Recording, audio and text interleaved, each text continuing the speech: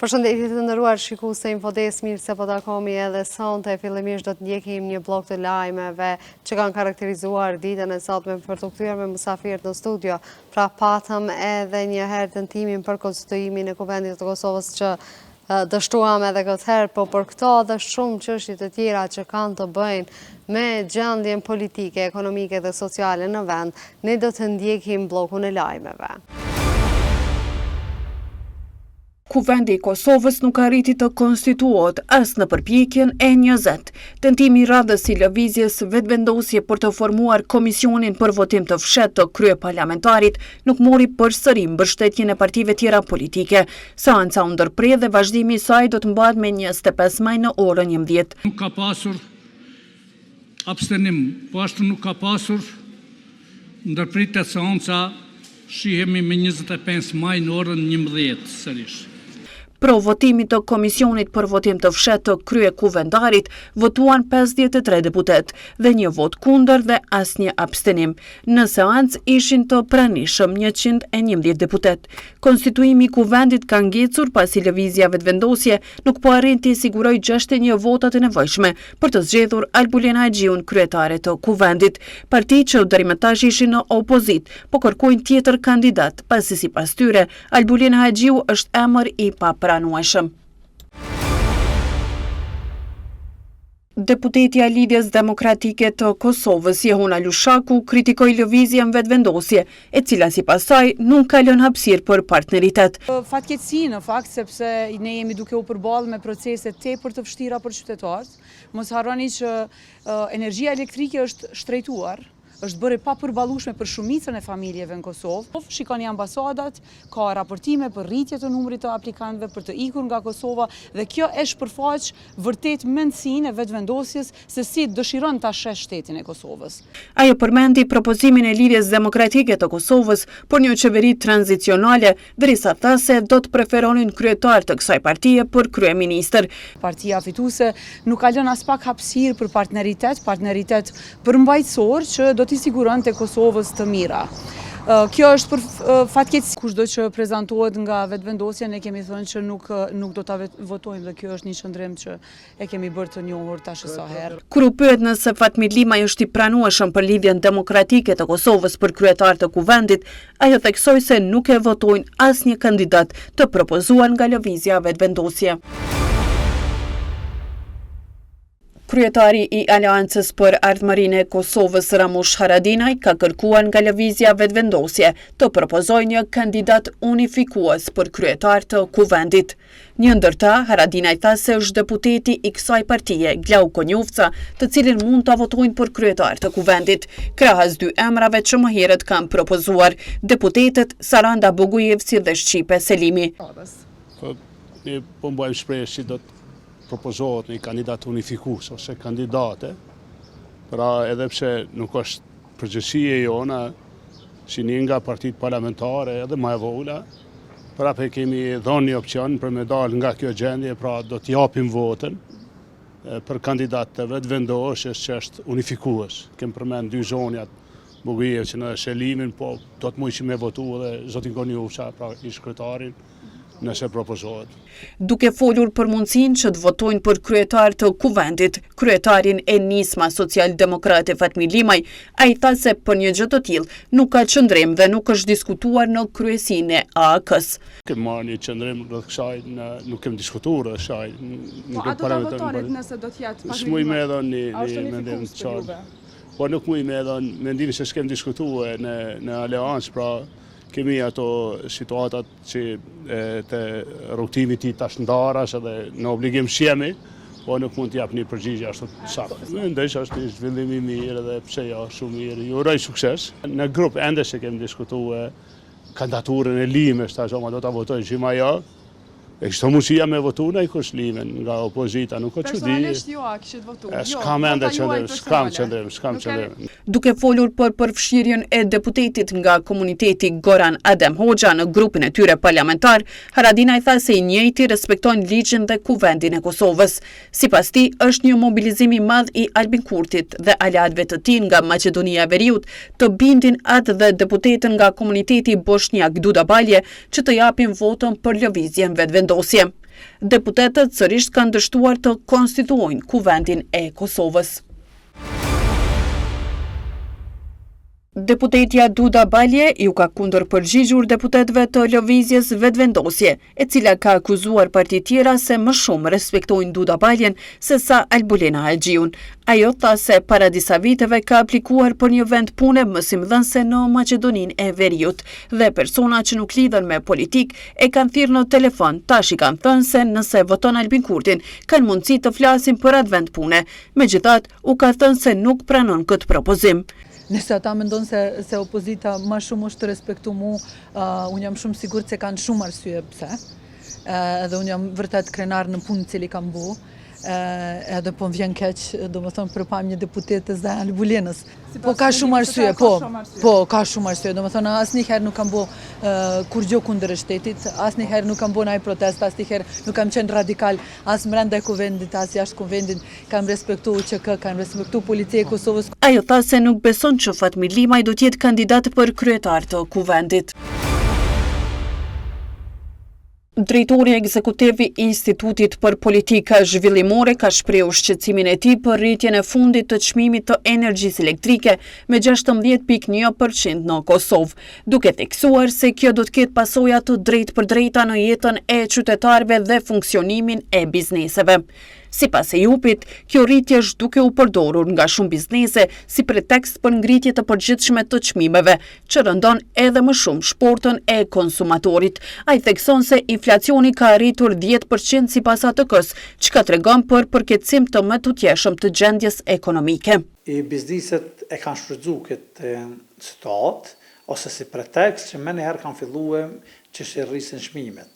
Edhe kjo ndikon për arsye se inflacioni sipas ATK-s sot ishte publike, do të thonë gjatë këtyre muajve kam rritur ku 10%. Do të thonë shporta e konsumatorit në produktet bazë u shtrajtu.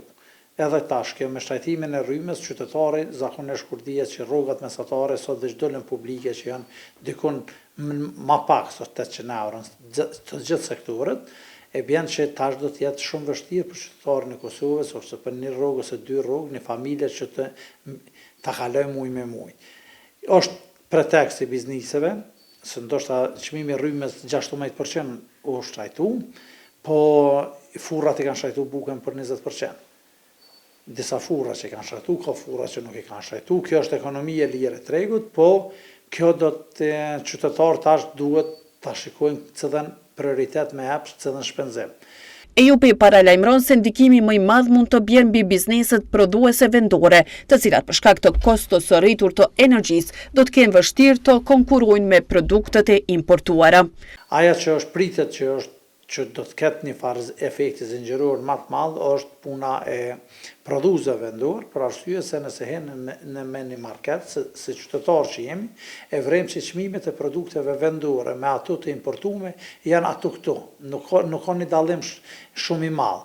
Edhe tash me këtë kostën operative që është rryma, kur dihet që shumica e bizneseve e përdorin rrymën por prodhim ose do të ngritë çmimet, është frika që prodhimet vendore nuk do të janë konkurruese karshi importeve. Edhe kjo do të ketë uroj që mos ndodhin kjo, por mund me ndodhë edhe në fallimentimin e kompanive.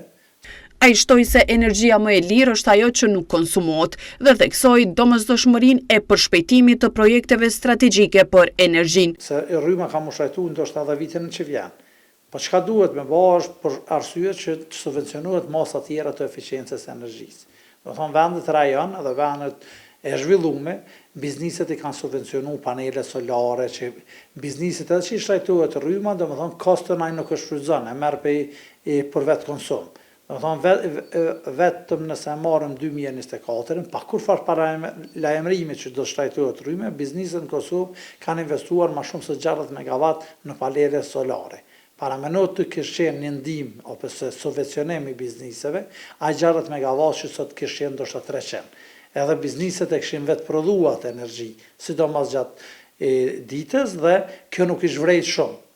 EUP nënvizon se qytetarët janë viktimat përfundimtare të këtyre zhvillimeve dhe do detyrohen të bëjnë zgjidhje të vështira në buxhetin familjar. Edhe bizniset e kanë shfrytzuar situatën, preteksin e kanë, po në fund viktima janë konsumatorët ose qytetarët, të cilët me ato mjete që i kanë tash duhet të zgjedhin prioritetet çka duhet që mos të shpenzojmë. A do t'jetë një pjesë që tash ndoshta pushime do t'i sakrifikojmë, për arsye se ato të hyra i kemi na, a çka do të jemi dëshmitar ndoshta mas një vjete dhe bisedojmë efektin.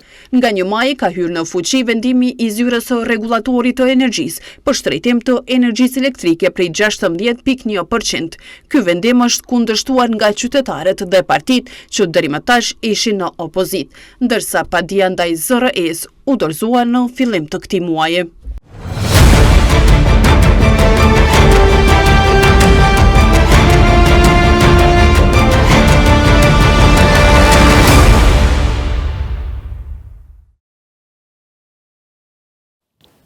Edhe në tentativën e 20 mbetën pa kryetar të kuvendit të Kosovës edhe në seancën e sotme e cila përfundoi për pak minutash ashtu siç po ndodh zakonisht, deputetët nuk janë të pajtimit që të procedojnë më tutje seancën.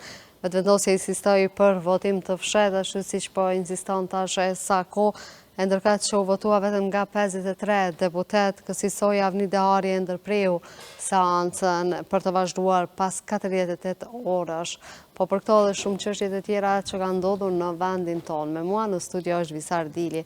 Visar, faleminderit shumë që gjete kohë që t'jesh pjesë e Infodes. Faleminderit për ftesën, kënaqësi. Visar, edhe në tentativën e 20 ne mbetëm pa e konstituu kuvendin e Kosovës. Si po ju duket e gjithë kjo 4 orë tashmë ka shtuar në 20 numri i tentativave për të formuar një kuvend? Me këshushun librin Guinness nuk ekziston një rekord që shuhet për tentativ të konstituimit kuvendeve, po flas në rrezullin toksor. Si që duket na do të vendosim rekordin e parë të tentimeve sa i përket konstituimit të kuvendit. Du të me marë pak me relax, se për një është bërë shumë, 20 seanca terrorizm total për gjithë qytetarët e Republikës Kosovës, të marë parasysh që kjo nuk është halli i vetëm i të ne. Sigurisht e vetëm ky hall besoj që do ta kishim kalu pak me më shumë sportivitet, nuk do të kishim zam kaq shumë za, po të marë parasysh që ne jemi krye po të nvarur nga politika. Mos konstituimi i kuvendit është një problematikë në vete që neve qytetarëve përgjithsisht është na shqetësu shumë. Mirë, po thatë edhe ti që nuk është halli i vetëm i qytetarëve kuvendi i Kosovës, mirë, po qytetarët një mënyrë janë dorëzuar duke mbetur që çdo 48 orë të shohim këto seanca, edhe sa mendoni se do të shkon numri deri në thyrjen e rekordit të ri të këtyre seancave? Po na porri me shpresë, po ky 48 orë po besoj që ndoshta do të mos zgjatet, me kalon 72 ose pak më gjatë në formën që të jepet mundësia të partive politike të tentojnë reflektim, nuk do të ishte keq. Sa i përket qytetarëve, na kemi tregu historikisht që jemi shumë durimtar, presim, pritëm qeveritë e kalume për vite tona me ndryshu qasin ndaj qytetarëve, nuk e banën dhe u denun me 14 shkurt viti 2021 me votën e qytetarit. Unë po besoj që qytetari nuk është të bo shumë za për shkak që ndoshta i pret zgjedhjet e ardhshme dhe një farë forme t'i dënoj partitë me mos dalje në zgjedhje. Po, kjo mos dalja do t'i konvenoj dikujt Visar, se një mënyrë nëse ti ke një numër i ki votues të tu që të votojnë që dhe që dalin sigurt në përzgjedhje, ndërkaq pjesa tjetër që ndoshta kishte me vendos nuk do dalin zgjedhje. Shko, patjetër që partisë së parë momentalisht ose më të fuqishme me elektorat vendosës se do t'i konvenonte, pasi që sa më pak është dalja e qytetarëve, aq më shumë, do të thonë me përqindje mundesh me marrë pak më shumë deputet. Po unë po shpresoj që ajo dalje pak tjetë reflektim dhe qytetarët mos ta votojnë lëvizjen vetëvendose, ose ta votojnë sa më pak në formën që të kemi një farë mënyre një përqindje më të vogël të nëve dhe mos të kemi këtë arrogancën e tyne që kemi tash që jemi të ballafaqu tash e 3 muaj. Unë po besoj që ne tash do duhet të flisnim për 90 ditëshin e parë të qeverisë, për punën e parë ose 3 mujorshin e parë të qeverisë, ne ende kemi mbet të pika 0 ose pika e parë që është konstituimi i kuvendit ose votimi kryeparlamentarit ose parlamentares. Ndërka që dje në raportin e grupit për studime juridike dhe politike në vetë do tha se 13 herë është shkelur Kushtetuta e Kosovës gjatë kësaj periude sa nuk kemi konstituim të kuvendit të Kosovës, pra janë ndërmarrë ligje të cilat kanë qenë antikushtetuese. Nuk është diçka e re, vetëvendosja tashmë këtë 4 vjeçarin e vetë po shquhet për shkeljet kushtetutës. A duhet me pas penalizim nga ana e kushtetuesës për këto ligje? Gjykata e kushtetuesës, kjo është halli tjetër pastaj, sepse gjitha këto ligje, gjitha këto vendime që merren gjykata e kushtetuesës nesër ose pas nesër do t'i hedh poshtë dhe pastaj do të hapë edhe një ngarsh tjetër edhe një problematik tjetër në vend. Pra unë po besoj, unë e kam thënë edhe më herët gabimi më i madh deri me tani, ne fakti kemi 2 gabime nga opozita e kaluar. Gabimi i parë është që nuk e votuan me fillim seancat e para Albolina Haxhiun për kryetaret kuvendit në formën që të vendosej Albin Kurti me shpatlla pas murit në një farë mënyre do të ishin afatet pastaj dhe nëse ai nuk do të mund ta formonte qeverinë do të vinte i dyti, nëse jo do të kalojshim direkt në zgjedhje dhe pastaj do të kishim po them edhe qytetarët do të ishin më të relaksuar. Sa i përket gabimit tjetër, po besoj që nuk mund ta përcaktosh ti si i dytë edhe i tretë kryekuvendarit e dikujt. Pra duhet të jesh pjesë e sajna. Këto nuk arritën ta bënin këtë. Në këtë formë i dhanë hapësirë lëvizjes vetëvendosit dhe oponentëve të saj që në farë mënyrë t'i bajnë 2 pozita që është e kundërligjshme. Pra t'jesh edhe deputet edhe kryeministër nuk shkon, duhet të zgjedhësh njënin dhe në këtë formë gjitha këto vendime po besoj që kanë ardhur deri më tani do të hudhen poshtë dhe kjo do të jep një zot tjetër, pastaj një ngjyrë tjetër gjithë situatave që do të vinë të ardhmen dhe do të jetë një problematik shtesë për neve. Mirë po, Visar, kjo Albolina Haxhiu po thirret si figurë jo unifikuese nga ana e opozitës, po ndërkaq se si shtat edhe ju do të kishte lehtësuar edhe punën edhe procedurat që të shkojmë në zgjedhjet e reja. Po edhe Hekoran Murati tha sot se jemi gati për zgjedhjet e reja, domethënë ata minzi nuk presin që të shkohet në zgjedhje. Mirë po pse po e kam probleme dhe me ndru një emën, sot Aladina e dha si opcion edhe Glauko Njupcën që propozohet për kryekuvendarit. Sa ma shumë opcionet ofrohen në tavolina që më e ngurë do t'jetë lëvizja vetëvendosin dhe qëndrimet e saj. Pasi që po flasim për Albin Kurtin dhe Albin Kurti njihet një person që nuk nënshtrohet, pra e ka si pikë të dobët në nështrimin ndaj të tjerëve. Edhe të unis nga gjithë këto fakte, ndodhë edhe kjo që apo ndodhë. Pra, ai në mbledhjen e Këshillit të Përgjithshëm të Lëvizjes Vetëvendosje, tha që unë jam i gatshëm të ulem të flas edhe për kryeministrin, po kurse si për kryekuvendaren. Pra, këtë praktik nuk është që vetëvendosja e ka për herë të parë, kthehemi te viti 2014 edhe atëherë kur doli edhe akt vendimi i gjykatës kushtetuese, ishte po lëvizja vetëvendosje iniciatorja e blokut opozitarit, cilin fundu të ratu nga LDK-ja, po që vendin e majtën peng për 6 muaj pa kuvend dhe pa udhëheqje. Të unis nga këto faktet të së kaluarës do të atim që vetëvendosje me zipret pak hapësiren në formën që të tentoj të blokoj situata dhe në formën që të tentoj të viktimizohet sa më shumë të qytetarit. Mi pa do t'i besojnë qytetarët më viktimizimin në më të tjeshëm televizës dhe vendosje, duke ditur se patëm 4 vjetë mandate, pam gjithë punën e saj edhe gjithë ato përmbushje që ata kanë thënë se do t'i bëjnë në Kosovë me ardhin e tyre në pushtet. Shkodilës, kjo është një problematik tjetër pastaj, se çka beson qytetari dhe si beson qytetari, ne nuk dallojmë shumë nga ata vëllezërit motrat tonë në Shqipëri, përderisa atje Edi Rama arriti ta fitojë mandatin e 3 radhazi, nuk është fort e çuditshme që qytetarët ta votojnë prapë edhe Albin Kurtin.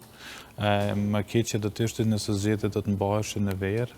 Mirë, po Edi Rama pati një reflektim goxha të madh gjatë punës së tij, pra pam edhe që gjithë Evropa erdhi në Shqipëri, një arritje goxha e madhe për Shqipërinë. Kjo, shko, po... Ndërkaq që neve kemi prish raportet sidomos me Amerikën. Kjo është shkon me ndërkombëtarët, normal që kemi raportet e prishura, pasi që kemi në kryet vendit një personit cili nuk e pranon këshillën dhe nuk e pranon ndihmën e dikujt, pra mendon që vetëm ai e ka mirë. Po sa i përket Edi Ramës edhe pjesës së Shqipërisë, mos harrojmë që për 4 vjetët e fundit Shqipëria është cilësuesi shtet narkoman. Dhe të më thonë me bazë kokainën dhe marihuanën. Pra, të nis nga këto parametra, duhet të kuptojmë që edhe atje nuk është bëna i farë punë e madhe, po kjo është problematika e qytetarit, masnej, se na vazhdojnë atë votojnë për frymën dhe për liderin dhe as pak për programet dhe cilësit të cilat ofrohen në listat e ndryshme të partive politike. Ndërkaq kur ti shikosh programet e partive politike në Kosovë, duket sikur se ata do të bëjmë rregullira mbrana Kosovës vizar me thonë të drejtën. Unë se disa për tyre edhe nuk i kanë të specifikuara çështjet që do të merren specifikisht, duke përmendur vetëm në pikat e trasha se çka do të bëjnë ato me tutje, po ndërkaq qytetarëve i prezantohet një plan i mrekullive një farë mënyre. Më tregoj keni shok në zgjedhjet e fundit 2-3 kandidat për deputet të PDK-s ta më kontaktojshin mere këqyre që atë plan programin ton, nëse më nëshme gjeti që ka dalë të qytetarët flasë me to, se si më të bujtë me kuptuat vetë. Pra, një farë forme kjo servoj qytetarëve tonë, edhe për këtë arsye ne vazhdojmë që ta votojmë frymën, ta votojmë liderin, kena mbete kjo praktike, cila nuk është as pak praktike shnosh, pasi që në këtë formë një lider si Albin Kurti ose në të kalumen Hashim Thaçi, se kush do të qofshin ata që ishin në kryet vendit, arrin ta bllokojnë vendin për interesat e tyre personale. Përderisa nuk kemi një reflektim të partive të servojnë diçka reale, jo irreale, ne jemi lodh nga premtimet e milionave. Ato nuk është që na interesojnë, më na intereson diçka që sinqerisht në praktik mundet më vendosë në punë, edhe një farforme të jep qytetarit idenë dhe bindjen që po në rregull, për shembull na kemi një problematik të madhe me Gjilanin, janë 4 vjet në pushtet lëvizjeve të vendosje, çdo herë ka refuzuar ose ka gjetë forma të refuzojë ndërtimin e stadiumit atje. Deri tash pak para zgjedhjeve erdhën në situatën që po tash mundemi me bë. Pra kjo lloj praktike e cila zhvillohet tek na, tek ne përgjithsisht është një praktikë shumë e gabuar dhe po besoj që Kosova tash fuqishëm besoj që ka nevojë për fryma të reja politike. Po, visar teksa po përmendë komunat, unë pash një deklaratë të kryeministrit pak ditë më parë në Podujev, teksa po themelante ndërtimin e banesave kolektive, tha se komunat nuk kanë qenë bashkëpunuese dhe nuk e kanë kërkuar asnjëherë kontratën për banesat kolektive që do të kishin ndihmuar jashtëzakonisht çifteve të reja që dëshironin të banonin ato banesa. Ajo është puna e Albin Kurtit, pra. Ajo është Albin Kurti që në një formë ose tjetrën të jetë sa më destruktiv në raport me gjithë, raport me partitë opozitare, ndërkombëtarët, me komunat të cilat nuk i përkasin e lëvizjes vetëvendosje. Unë sa e di plan programin e vetëvendosjes ka qenë që ajo shkon një premtim i cili ka ardhur kryekëput nga qeveria dhe nga lëvizja vetëvendosje, jo kërkesë e komunave. Një ide goxha e mirëpritur se ta shiqosh hallalët kishin ndihmuar jashtëzakonisht shifte të reja, duke ditur se çmimet e banesave tashmë janë në kulm. Shko, ne duhet të mësohemi me këtë pjesën që çka thot Albin Kurti ditën nuk del natën dhe çka thot natën nuk del ditën. Pra, është i aftë që të ndryshoj fjalët e tij ende pa u kthy mëngjesi i së nesërmës. Kështu që gjitha këto që tha në Podujev, sidomos edhe shmangja e pyetjeve që bënin në formën ironike ndaj gazetarëve, ishte për të ardhur keq. Mi po, jemi mësu tashmë me zotri Kurtin që çdo herë të ironoj gazetarët, e sidomos që kur është pyetja për konstituimin e Kuvendit të Kosovës, pra ne patëm edhe një reagim të gazetarëve ku i hodhën mikrofonat para këmbëve kur teksa i po kalonte se në mënyrë i ka injoruar totalisht.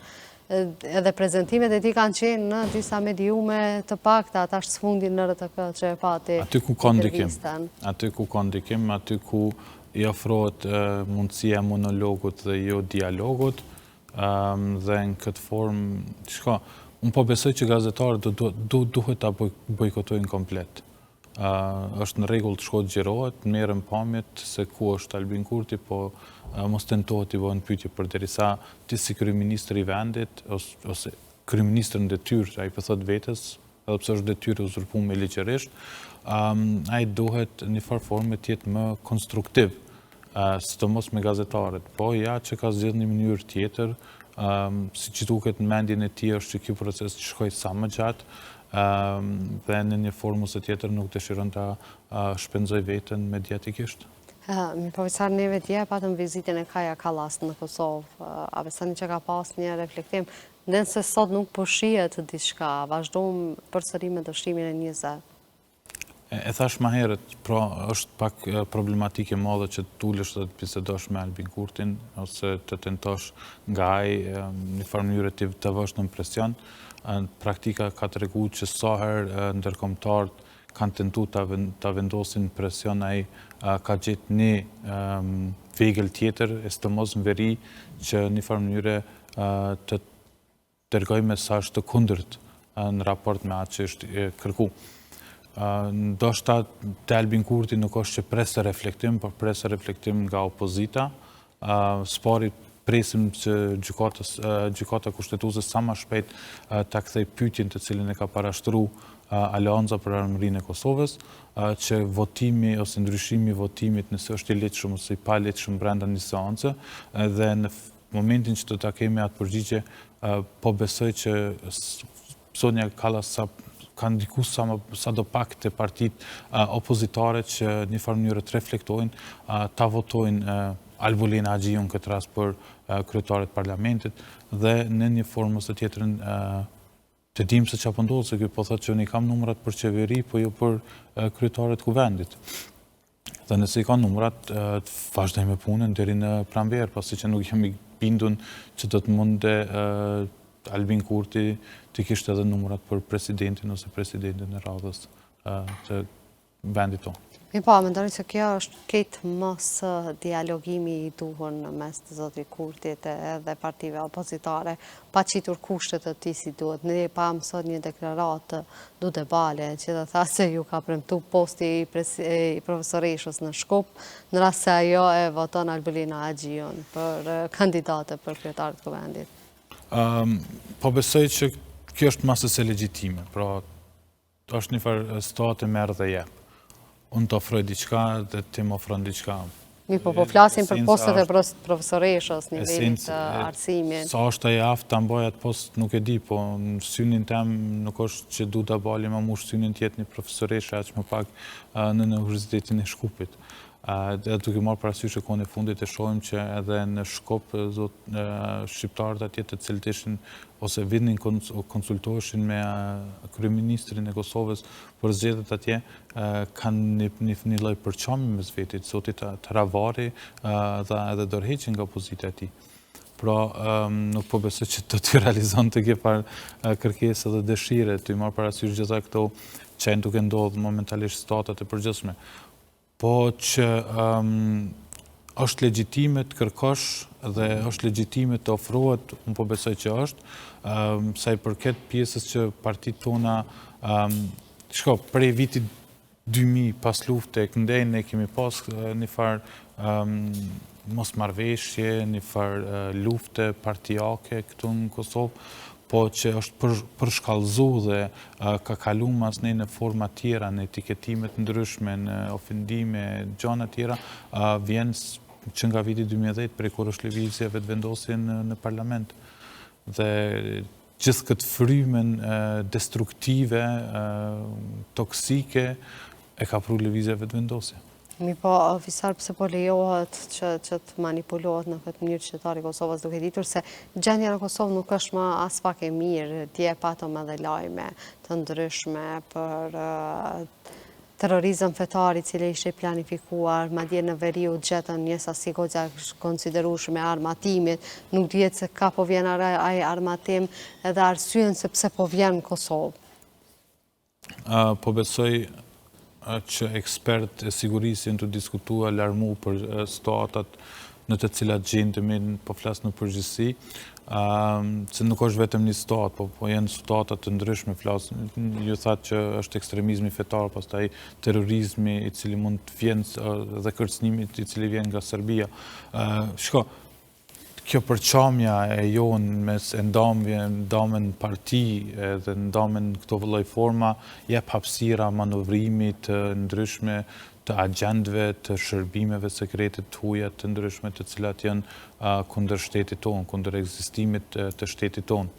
Dhe kjo është një ndër arsyet më të forta sepse ne duhet një farë forme të bashkojmë forcat dhe mos të kemi këso lloj hapësirash të asishme zveti që t'i lejojmë tjirt të futen brenda nesh dhe të fillojmë përqame të ndryshme.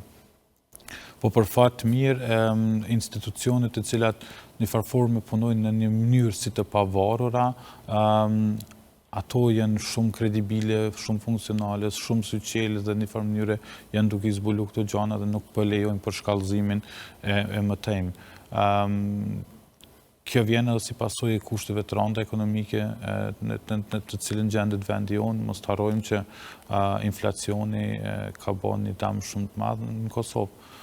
Pra shportin familjare, nëse kemë mbush me 100 euro, sot duhet 2 fishë ose gati 3 fishë, asajna për të kaluar një muj, po flas me ushqim, ku është mas një shtrajtim energjisë elektrike, i cili në fakt është ardhur si një shtrajtim 16.1%, po që po del tjetë edhe shumë më i lartë. Po, faktikisht qytetarët nuk po e dinë. Saktësisht kalkulimin i cili është bë. Mas ne pram në një emision zëdhënësi i komunës e Prishtinës sa që fatura për mbeturinat nga 4 euro gjysmë do të shkoj rreth 70 euro. Pra, gjitha këto vinë si pasojë e një keq qeverisje cila vazhdon të jetë aktuale në vendin tonë.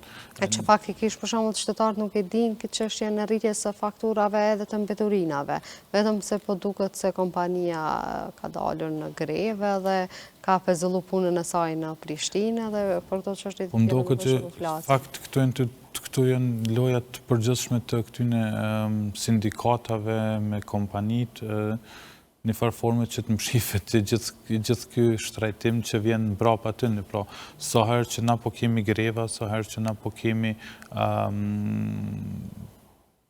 greva ose protesta ose të sindikatave të ndryshme, mbrapa aty ne kemi çdo herë një rritje të një çmimit të caktuar, produkteve të caktuara. Pra që nuk është gjë e mirë e cila është ndodhur momentalisht vendit. Po tash na shtetu rryma, mbeturinat, po presim edhe ujin tash, se nga me të gjë tjetër, të kemi edhe fakturat të rritura dhe të po shpresoj që uji nuk është shumë shtrenjtë, po shpresoj që jo, ndoshta do të ishte irrelevante që uji të shtrejtohet, pasi që e dim që si funksionon edhe shërbimi i ujit, pra nuk është që kemi ndonjë shpenzim ose kosto shtesë nga ndërmarrjet, sa i përket flas transmetimin tash të ujit nga pika e grumbullimit tek qytetarët. Po, të na gjithçka pritet me ndodh. Jemi të jetu në Kosovë, patëm një qeveri të shpresës e cila na dol një qeveri e tmerrit dhe e territ dhe tashmë një farë forme po presim qa vjen Visar, me qenë se folën për gjitha këto çështje, a besoni që ndërkombëtarët do të rrinë të heshtur, tashmë u bën sa tentativa, nuk po gjendet kurse si zgjidhje, ne patëm një vizitë Kaja Kallas, pritën edhe më shumë presion, megjithëse neve jemi mësuar që zakonisht të kemi presion të ndërkombëtarëve, ndonse tashmë ata na lanë në dorë të bëjmë çka të bëjmë, po përballet bota me shumë kriza, luftra të cilat kanë filluar, geopolitika kanë ndryshuar. Neve kemi mbitur të çështja e zgjedhjes së kryetarit të kuvendit, ndërka që jemi duke u rrethuar nga lufta, qoftë ato hibride, qoftë ato edhe lufta të drejtë për drejta që po bëhen nëpër botë. Fokusin ndërkombëtar tashmë ka marrë një farë formë edhe kahje tjetër, kemi luftën Ukrainë-Rusi që tash për vitet e tona e ka marrë fokusin evropian dhe gjithë aspektit ndërkombëtar. Pastaj shohim që Çdo muaj, çdo javë kemi lëvizje tensioni mes shteteve të cilat në farforme janë fqin të tensionum, pra kjo pjesë e Kosovës... Së fundit ishte Indi, Pakistan që... Asoj edhe ju referova. Së fundmi, të më thënë, Kosova një farforme ka një problematike cila është shumë e vogël për ndërkombëtar, por mos të harrojmë që në vitin 2019, kur kishim koalicionin e lëvizjes vetëvendosje dhe PDK-s, kishim disa deklarate të ndërkombëtarëve ku ju tërheq vërejtja atyne që ata janë për ta mbikëqyrë një farformë në Kosovën, për ta përkrahur Kosovën, po jo për të përzim punët e Kosovës, dhe eksplicit ambasada amerikane pa të reaguar dhe pa thonë që në rregull tash tutje këto problematika zgjidhni vetë, ne do të jemi vetëm shikuesi ju. Dhe kjo po ndodh, pra shohim që pa presion ndërkombëtar ne nuk mund të funksionojmë. Dhe nisur nga këto, kemi këtë vazhgitje të gjithë kësaj situate. A besoni që ka me pas reflektim nga PDK, LDK, me qenë se lëvizja vendosje njihet pak a shumë si një lloj kokëforsie, me gjithë këto porosi të kallas që dha dje në Prishtinë, a pritet në një reflektim të tjera jo? Ne shoh nëse jo tash para konstituimit këtij kuvendi, pas zgjedhjeve të ardhshme, kur do të qofshin ato një koalicion mes VVV-s dhe PDK-s. Këto janë dy partit ndryshme, vetëm se loja është pak loja është njëjtë me partit të ndryshme. Mos të harrojmë që PDK ka gisht në korrupsion të shtetit për vite më radhë, afera të ndryshme të cilat kanë dalë nga PDK dhe zyrtarët e PDK-s. Mos të harrojmë që lëvizja vetëvendosje tash e 4 vjetë është të tentu me kap shtetin cep në cep. Erdhë për çkapje, sigurisht mendimi ty në ishte ta shkapin nga të tjerët për me arrit me kap vetë. Dhe nisur nga, them kështu, ky faktor, besoj fuqishëm që lëvizja vetëvendosje dhe PDK, si e mbrus përbash që kanë korrupsionin, do të jenë edhe bashkëpunëtore të së ardhmes. Megjithatë, ne urojmë që këto çështje politike të zgjidhen sa më shpejt edhe të kemi një kuvend funksional dhe të shkojmë përpara çështjeve që kanë mbetur goxha pezull në vendin tonë. Visar, falenderoj shumë që gjete kohë që ti jesh pjesë e Infodes. Faleminderit për ftesën, kënaqësi. Të nderuar shikues të Infodes, ne këtu po e përmbyllim këtë emision deri në emisionin e radhës. Mirëmbëjtje.